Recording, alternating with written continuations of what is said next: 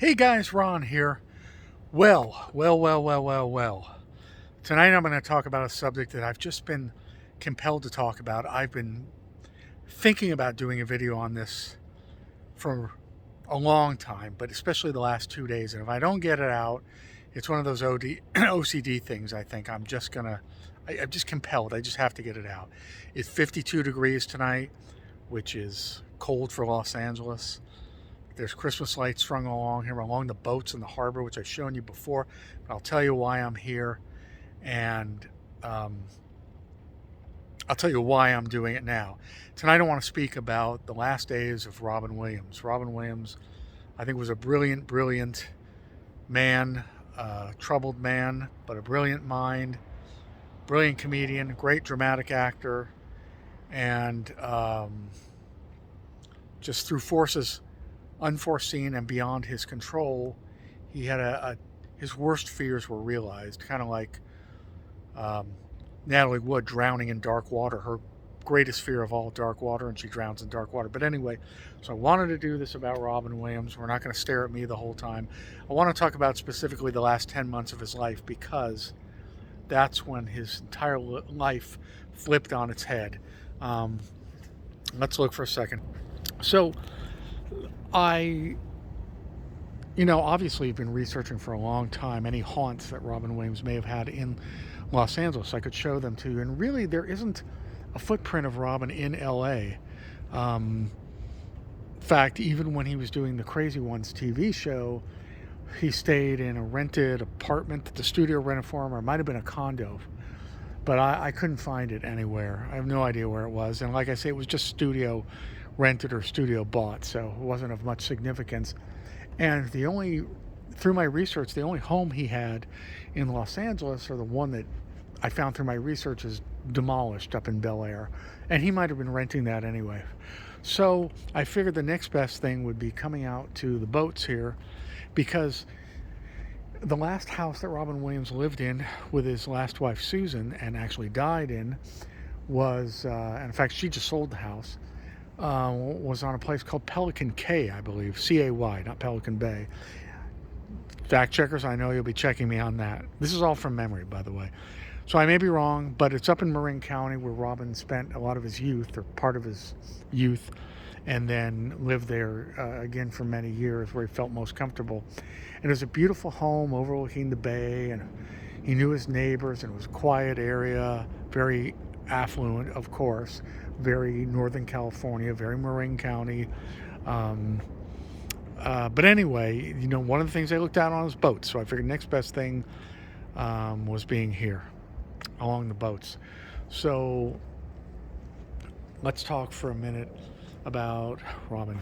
So, I could spend a whole lengthy dissertation telling you the things that, unless you've been, completely unfamiliar with pop culture, which none of you have, you already know. Robin Williams, his father was a executive for General Motors, and kind of a hard man, a kind of a stoic man, but he would laugh like hell at Jonathan Winters, seeing Jonathan Winters on TV, and Jonathan Winters became a hero to his son Robin Williams, and Robin actually then got to work with Robin Williams and work with Jonathan Winters and befriended Jonathan Winters. Some people coming, I may pause or just be quiet for a second so they don't think I'm completely out of my mind. Only partially, maybe. Yeah, see? She's looking back. What the hell's that guy doing? Anyway, so father, GM executive. Mother, completely opposite. Mother was more like Robin. The mother was very vivacious. She was a dancer when she was young. She was silly. She was giggly. She was attractive. There's one clip that I've seen of kind of not an interview, but Robin and his mother. This is probably sometime in the 90s, although I'm not exactly sure. Just bouncing off each other and somebody interviewing them, and Robin just laughing hysterically, and he had a great laugh at his mother and the things his mom was doing. So seems to me he inherited that from his mom, the sense of humor and just the silliness, and probably the depression too, but who knows. He had two half-brothers, and Robin went to, for a while, an all-boys high school, and he was intelligent, not great with the grades, but but highly intelligent. And the country, the folks moved from the Midwest when Robin's dad retired out to California, and that's how they ended up in the Bay Area. And eventually, Robin was waiting tables, doing things, living in the Bay Area. That's how he got to know the Bay Area. We call it the Bay Area in California because it's, San Francisco Bay Area is the Bay Area, and Marin County is just north, just over the Golden Gate Bridge. City of Marin and Tiburon, where Robin lived, and Mill Valley, which is beautiful, and Sausalito, of course, is the town right over the bridge. Beautiful little town. Anyway, so they moved out to California, and Robin eventually got accepted by Juilliard once he discovered that acting seemed like a thing he wanted to do. And at Juilliard, Robin befriended, if not his best friend, became a very large guy whose name was Christopher Reeves, who later on went on to play Superman and became very famous himself before Robin was famous, actually, about a year before. So Chris Reeves and Robin were thick as thieves, very, very good friends. And naturally, and ironically, they both had sort of tragic endings. Tragic things happen in their lives. But they're very close. They studied under John Houseman at Juilliard. I don't believe Robin finished Juilliard, but he did attend. And he came out, he met his first wife, Valerie, who was a dancer, Valerie Velarde. I believe I'm pronouncing it correct, but I may not be correctly. Let's get some stuff for you guys to look at, too. And he and Valerie moved out to California, and Valerie was working, and Robin started doing comedy. And that's another thing, guys. I was thinking my plan tonight was to go to Hollywood and talk to you from out in front of the Comedy Store, but I have at least 2 to 3 other vlogs on the Comedy Store on the Sunset Strip, and it's very loud there. And it really wouldn't have been, it might have been more appropriate, but it wasn't easy to hear. So let's keep talking because I'm going long here. So he and Valerie get married, and Robin is doing stand-up comedy, and eventually he is seen and offered a spot on, I'm jumping at, there were other things he was doing, but I don't want to give a whole bio here, but eventually he ends up on an episode of Happy Days. And that Happy Days episode was unbelievable. Just seeing the matchup between Robin Williams playing the character of Mork against Henry Winkler was unbelievable. And the reason that the episode was written is because the creator of Happy Days, Gary Marshall's son, who had just recently seen Star Wars, and we were all freaked out by Star Wars in those days, and aliens and space was all of a sudden very in vogue, and he asked his dad to do something with aliens, and he said, wait a minute, this is 1962 Milwaukee, what am I going to do with aliens? But they did write the episode with an alien named Mork. They hired Robin Williams, and Robin was extremely popular in that episode. It was like earth-shattering, and the audience went nuts, and he was completely confident, probably completely high, but also he was improvising like crazy, and the audience just went crazy. So eventually, Paramount needed a new slot to fill for the fall lineup, and I think it was Gary Marshall who said, well, how about that crazy kid that I hired? Why don't you do a show around him? Don't quote me on that, folks, but there was something where it wasn't planned out the way we think it might be, and they gave him a slot. They hired Pam Dauber to work opposite Robin Williams, and they had this show named Mork and Mindy, and it ran for 78 to 82. And in that time, Robin suddenly becomes a superstar, and his life and Valerie's life obviously changed dramatically. And he's at the Comedy Store doing his routines, the 1 a.m., and then there's after parties up in the hills, and there's a lot of cocaine. He eventually became, admittedly had a lot of trouble with cocaine, went to rehab, had a lot of trouble with alcohol, had a lot of trouble with substances. He claims that after John Belushi, who he's actually had seen the night that John Belushi died, several hours later at the Chateau Marmont, he claimed that after Belushi died that he cleaned up his act, and I'm sure Valerie was part of that too, as far as alcohol and drugs, for a while. definitely drugs. I think drugs lasted. The sobriety, I mean, away from drugs. So then Robin meets, eventually their marriage dissolves. And you know what? I'm talking too much. I'm realizing I don't want this to go on for 30 minutes. So let's cut to the chase here. Other than wild success in films, wild success on, with Mork and Mindy. His first movie, Popeye, didn't do all that well, and he had great expectations for it. World According to Garp. I loved his first films, the first 5 years, but he really didn't break until 1987, which was 6 years after he started making movies. And in 1987, Good Morning Vietnam was released, and that was the first film that really broke for him. And then Dead Poet Society 2 years later, and then Robin was a superstar. Eventually, he and Valerie divorced. There was lots of women in Robin's life, as you might imagine. A handsome guy, a funny guy, a charming guy, a rich guy, a brilliant guy. So there were lots of women in his life, and that's what happens in Hollywood, right? And they were not together all that much. I mean, physically, separated because of the movies that Robin was on location all the time. It's a tough life when you're living apart from your partner a lot. So they divorced. They had a son named Zach. That's Robin's oldest child. And I don't know what all these orbs are happening. Are you guys seeing those too? Is it Christmas lights, or is it... I got to show you this. Those are beautiful, huh?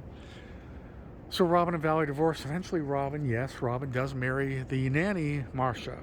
And Marcia was very good for Robin in a lot of ways, his second wife, because she was brilliant as a manager, a de facto manager. She really helped him choose parts. I believe that she recommended Mrs. Doubtfire to him. She really reminds me of kind of the muse that Marcia Lucas, George Lucas's former wife, played in his life.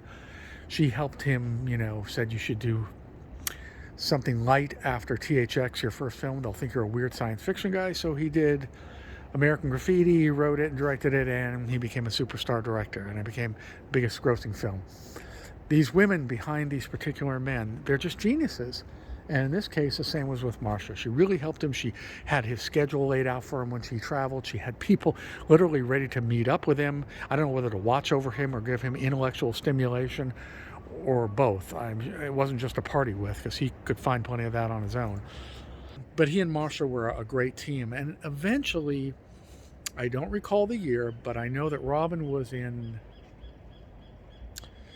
Alaska or Canada, I believe it was Alaska, filming a movie. He was bored, it was cold, it was winter, and he started drinking again.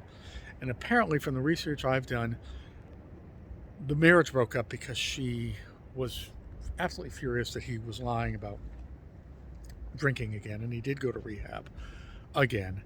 And apparently he said to Zach, even at near the end of his life, Robin, that he was sorry that he had broken up their family. So I don't know who broke up with whom or whether it was mutual, but apparently the drinking and the lying about drinking, going back to drinking, had a lot to do with it as far as Marcia was concerned. Okay, so Robin's film career in really from 87 to 97, those 10 years was great.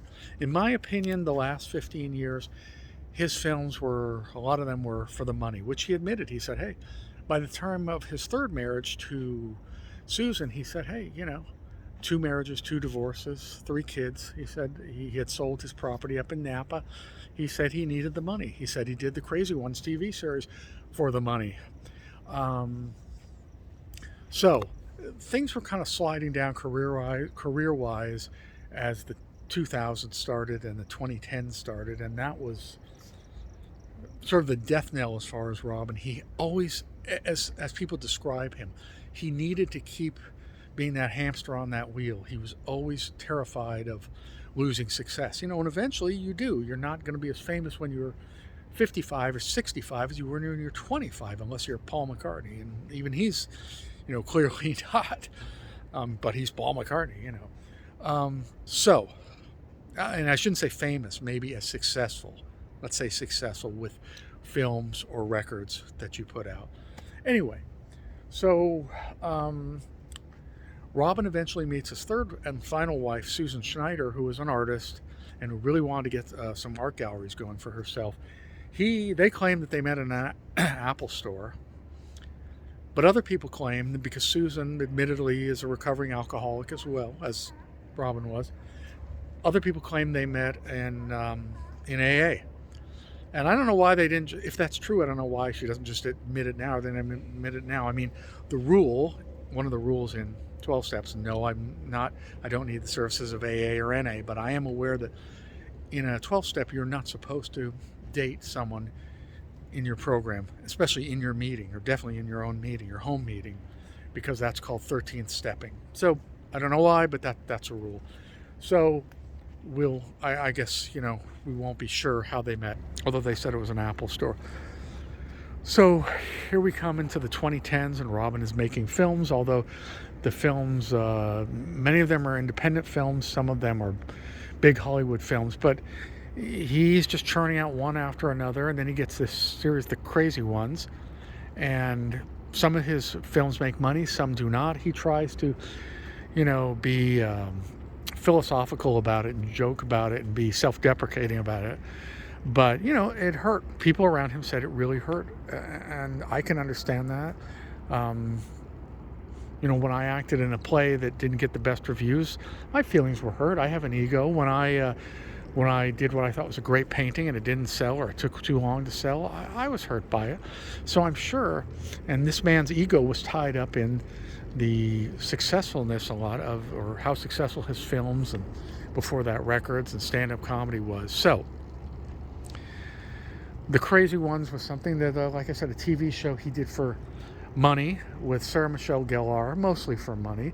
He said he was excited about television again because he wanted a weekly paycheck, and he said, hey, it's a good deal. By that time, Robin had been to rehab a couple times. He was about to marry Susan, or with Susan, his third wife. He had heart surgery, and he was cruising into his 60s. And the show, I haven't actually seen an episode of the show, but I've seen clips of it. They said that it is said, specifically by Pam Dauber, who they brought in as a last-ditch effort as a guest star, hoping it would help the ratings, and unfortunately, apparently it did not, that Robin would perform, unlike Mork and Mindy, where he could improvise and he fed off the energy of the audience. Robin would perform in The Crazy Ones to an empty, a show not filmed in front of an audience. And they said the jokes would hang in the air, like a football being thrown. And they would hang in the air, and come down, and there's no aha moment where the punchline falls. And by the time in The Crazy Ones, he was already starting with his neurological issues, but I don't think he was 100% aware of it. They probably happened slowly over time. The last 10 months is what I'll describe now, because really, from the research I've done, the last 10 months of Robin Williams' life are the only times that these neurological issues really presented themselves. Until then, it wasn't happening. He thought he was okay. But boy, was it an avalanche those last 10 months. So that would be October of 2013 to his unfortunate suicide in August of 2014. So around October, this whole myriad of 2013, this whole myriad of things started to happen. It started pretty much with a tremor in his hand. And the tremor was, he thought he had an injury, I believe, falling off his bike. I may be wrong about that, don't quote me, but he wasn't too concerned apparently at first. Then it was, like I said, just an avalanche of symptoms. It was gastrointestinal things, trouble seeing, trouble urinating, sleeplessness, eventually lashing out at Susan in the middle of the night, which we know now was part of the disorder he had, but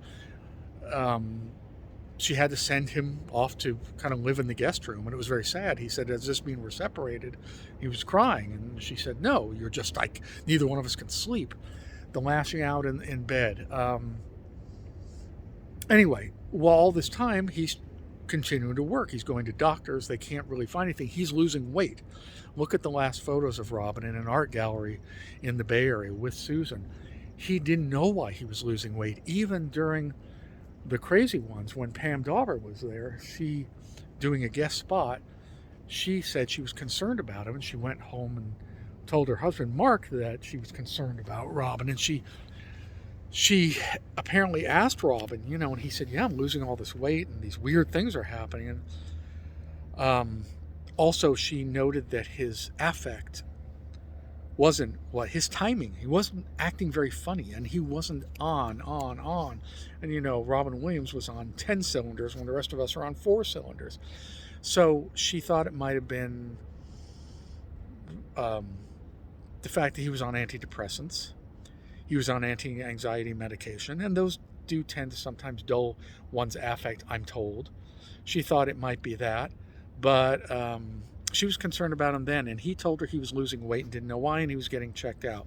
Well, through the months, things got worse and worse. He went on to do a film called Night at the Museum 3, which people said he just should not have done. He was not in an emotional shape. He missed Steven Spielberg's birthday party. That's what you do when you're an A-lister in Hollywood. He was never doing that. He was never missing that, I should say. And apparently by the time he was at Night at the Museum 3, he was forgetting his dialogue, and other bad things were happening. He had a panic attack, I believe, in the lobby of the hotel, and stopped going out at night, stopped leaving the hotel at night. Very unusual, because in the 80s, Robin was out till, was on Belushi time, out till 6 a.m., get an hour of sleep and go back to it. Aided by Coke, of course. But granted, the man was 60, but still, he was falling apart emotionally. He would have bouts of, I wouldn't say crying, but getting very emotional. Paranoia was extreme. And during that time, around the time of the panic attack, he was breaking down in tears, according to Sherry Mims, his makeup artist and confidant. Well, she said she had told Robin that maybe he should go out and do stand-up again, and that he tearfully confessed, I don't know how to be funny anymore. And Robin was saying, I need a reboot for my brain. And he had always said his worst fear in life was not being able to have those neurons fire, not being able to be quick-witted and having the thoughts come to him, which he was the master, clearly the master of, right? And it was all falling apart. And his wife Susan said that when he came home, oh, by the way, he was paranoid at home. He was following her around. He wanted to check her phone. He was exhibiting such paranoia. She said that when he came home from, I believe, Night in the Museum 3 in the spring of 2014, just months before he died, she said he was coming in, and I'm paraphrasing, like a 747 without the landing gear up, that he was just out of control. Paranoia, delusions, or paranoia, extreme anxiety. Now, artists, I'm speaking for myself too, we all have our neurosis, anxiety, some bouts of depression, mostly anxiety, high-strung. But she said his anxiety was off the charts. And he was already on the anti-anxiety medication. He was on antidepressants. Eventually, they put him on antipsychotics, which is strong for a person who's presumably not having hallucinations, but it is thought that he probably was even having visual hallucinations, seeing things and not telling people, scared to death to tell people. Definitely the paranoia was there, afraid that he had to go comfort a friend in the middle of the night. Mort Saul, the comedian, who was a neighbor of his, and he couldn't rest until Susan would convince him at 5 a.m, you don't have to go to Mort's house, he's okay. Hiding his watches in socks, that somebody might steal all his watches. And the physical ailments were there too. The tremor was more pronounced. The weight loss. He was looking gaunt. He was very gray. He was physically and emotionally falling apart. And there I could tell you other instances too. With him, a friend comedian trying to bring him out to a barbecue, and I believe that was in June or July, a month or two before he died, and walking up to or standing in front of the girlfriend of another friend and seemingly not knowing who she was. And one friend saying to the friend who brought him, is Robin okay? You brought him here today, is he okay? And the friend just said, no, he's not okay. People were attributing it to depression because they knew that he had issues of depression in his life. There were also some attributed to the TV show The Crazy Ones being canceled, until they saw how bad he had gotten and thought, this isn't just him being, pissed off or disappointed that the TV show ended.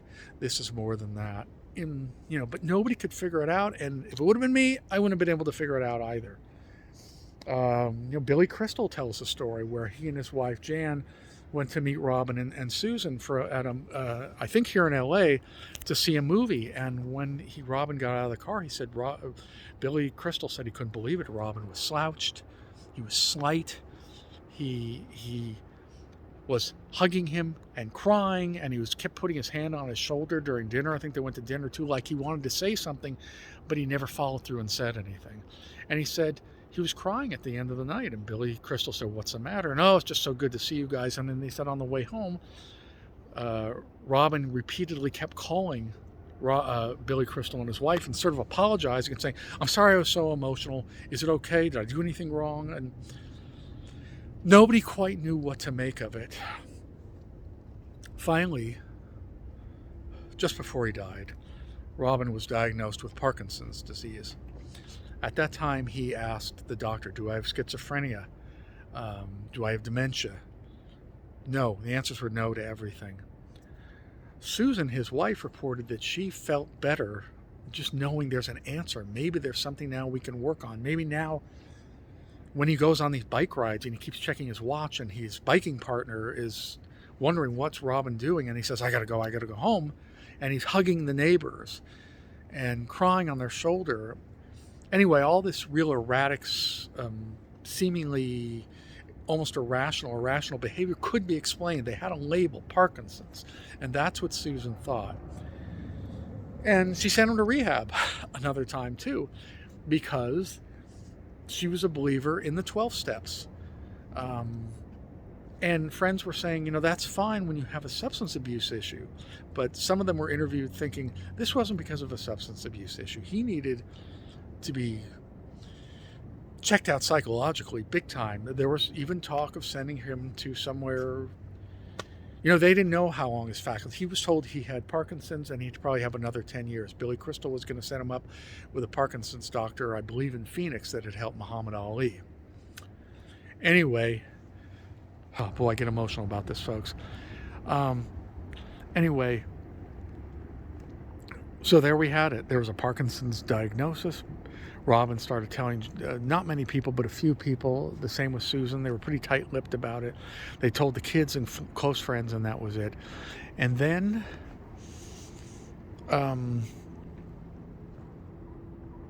Robin continued, obviously, to have incidents. Once he was standing in front of the bathroom mirror, and he had blood on his forehead. And Susan said, what the hell happened? And he said, I miscalculated, meaning he had stopped and he had walked right into something. There were times when he would just stop and freeze. I mean, literally, freeze, and no words would come out. It's very frightening. I mean, it would be terrifying for me to see somebody, a loved one or a friend or anyone in that condition, almost like a dissociative state. And unfortunately, on the night that Robin died, Susan said she actually thought things were getting a little better.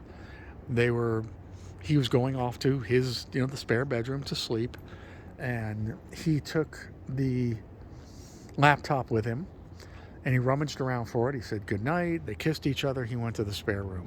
And she said because he took the laptop, and she said he hadn't watched television and done any reading in months, she said she was encouraged by the fact he took the laptop. He's going to do some reading. Well, it was very strange because what they found on the laptop later were things about Lyrica, the drug Lyrica, and other medications that weren't even clearly related necessarily to his condition. Well, apparently what happened was Robin went in the bathroom of the guest room and locked it. He went in the bathroom. It looks like he tried to slit his wrists because there were specks of blood found on, I believe, a knife there and some superficial cuts on his wrists, and it looks like he changed his mind. He padded a bathroom towel between his neck and his belt, and he hung himself. And By morning, Susan got up and she did her yoga and she wanted to meditate with Robin, and she saw the door was still closed, and it's 9 a.m., it's 10 a.m., it's 11.